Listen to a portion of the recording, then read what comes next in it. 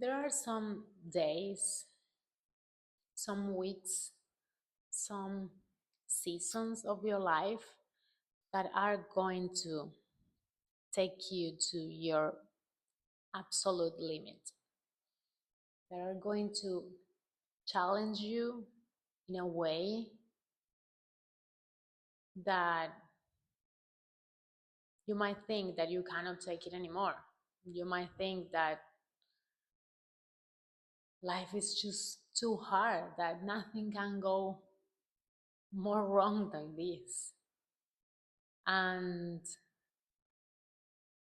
I've been there, honestly. Sometimes you have those seasons of life when everything seems to go wrong. And even if you do your best to stay positive, when you do your best to look at the bright side, it seems like it's not enough because there's still more things coming your way and coming your way and just messing you up.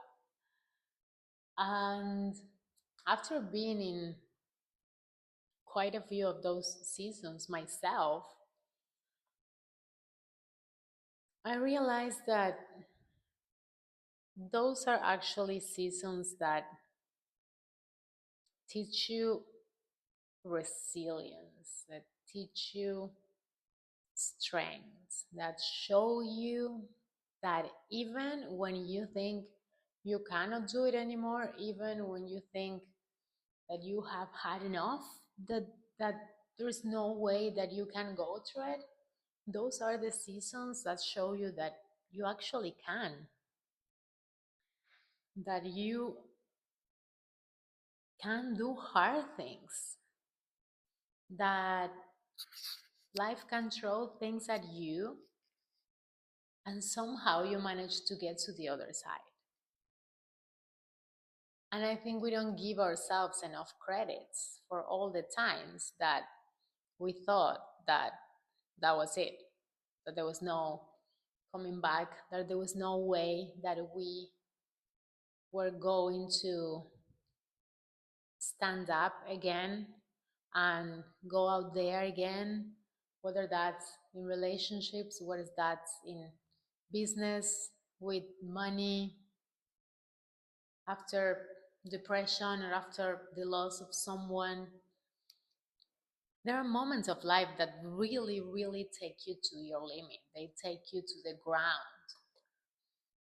And I heard people saying this a lot of times, that it's like when you get to the bottom of it, the good news is that there's nothing left. You can only go up. And and it's true, but sometimes you are not able to see that. Sometimes you are not able to see that things can actually get better. Because when you are in the middle of it, when you are acting from this survival mode, survival instinct, when you're acting from this place of hyper focus on whatever the issue is in front of you, it is really hard to see anything else because your brain actually puts all its energy on the thing that is in front of you, on that danger, whether that's real or that's only in your head. You put all your attention in that little thing or that big thing, whatever it is, and you're not able to see anything else around it. That's why when you are in the middle of a crisis, when you're in the middle of a really hard time, everyone else might be able to give you a different perspective. They might be able to give you insights and to tell you things that you later might realize were true. But when you are in the middle of it, it's impossible to see it. The only way to go, to get to the other side, is to go through it. The only way to get to the other side of pain is to go through it. There is actually not really a way around it, because when you are around it and when you try to avoid things, yes, you might succeed and you might avoid things for a while. But the bad news is that normally they will come back stronger and harder if you keep in that loop, if you keep yourself in that loop. Whatever you avoid, it becomes the thing that keeps showing up in your life. And I'm sure you might have seen this in patterns, in things that happened in your life again and again and again. That might be a sign that you're avoiding the discomfort of dealing with that thing. And then it keeps showing up.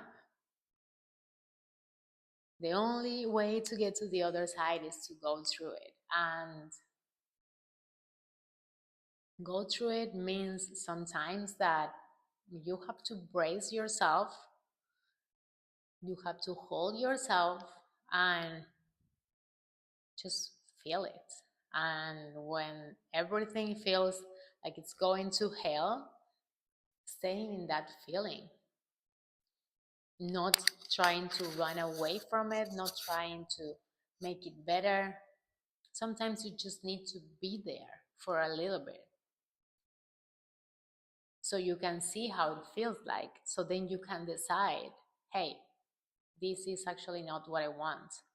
This is actually not the life that I want. This is not the way that I want to spend my time here on earth.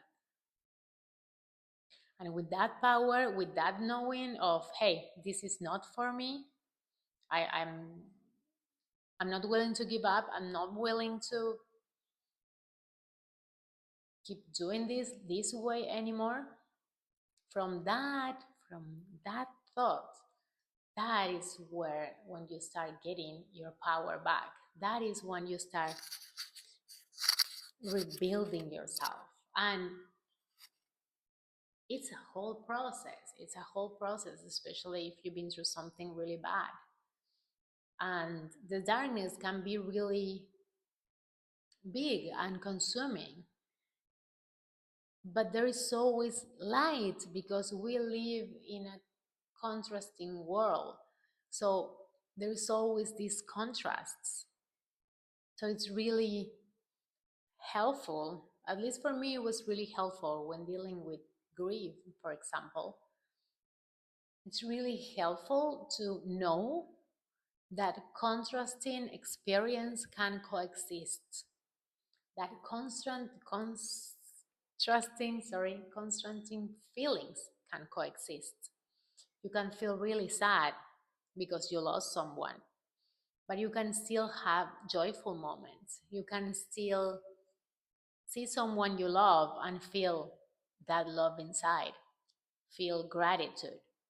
You can enjoy your life and laugh and have a good time while still carrying sadness of from a breakup, from the loss of someone, from the loss of you, of yourself. Sometimes you lose yourself in situations, in relationships, in a life that is not meant to be yours, and it's okay to hold those two things at the same time. It doesn't need to be one way or the other. That is so important, and that really helped me go through a lot of really sad or dark periods. It's knowing that it's okay. You can still laugh, and maybe later you will want to cry because you miss someone. But it's okay to keep living. It's okay to keep laughing. It's okay to keep trying to find the bright light because it is there. It is still there. Even when you feel a lot of darkness inside, there are still good things. There are still beautiful things out there.